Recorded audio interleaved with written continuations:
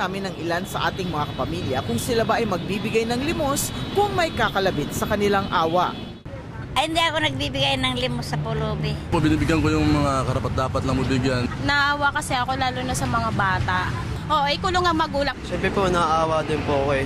Iniisip ko rin po kung ako yung sa kalagayan nila. Siguro sa mga bata pero sa matatanda hindi. Si Clifford Sorita ay sociologist consultant ng Radio Veritas. Ipinaliwanag niya kung automatic ang pagbibigay ng limos sa kulturang Pinoy. Ang panlilimos ay isang uri ng pagbibigay. Yan ang ating isa sa mga strongest value trait, pakikipagkapwa-tao. Yan ang isa sa mga bagay sa ating bansa na hindi natin pwedeng tanggalin sa ating kultura. Pagdating sa panlilimos, common sense ang umiiral kapag kinikilatis ang pulubing kailangan tulungan.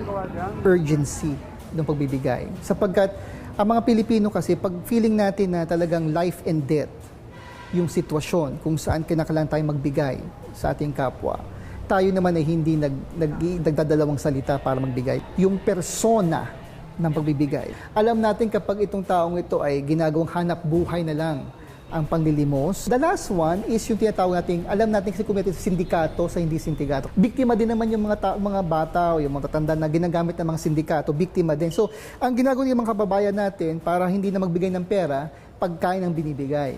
Systematic ang tawag sa mga nanlilimos na may schedule o regular na nakikita sa isang lugar. Kapag yung namamalimos yun, palagi nandun sa rutang yun, alam mo, hindi talaga namamalimos yun. Alam mo na may systematic way of trying to appeal to emotion. Kapag nagbigay ng limos, kailangan may magandang benepisyo sa pagbibigyan. Gusto natin, pag nagbibigay tayo, yung pagbibigay natin, may developmental aspect kung saan yung tao, maiaahon mo siya sa kanyang estado ng panlilimos tungo sa empowered individual. May paalala rin si Sorita pagdating sa ekonomiya ng bansa. Kasi kung minimeasure mo ang mga addict, dapat minimeasure mo din yung mga pulubi. Sabagat yung dalawang yan ay measurement of the economic stability of a country.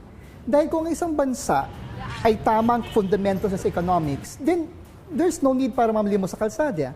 Linda Humilla, ABS-CBN News.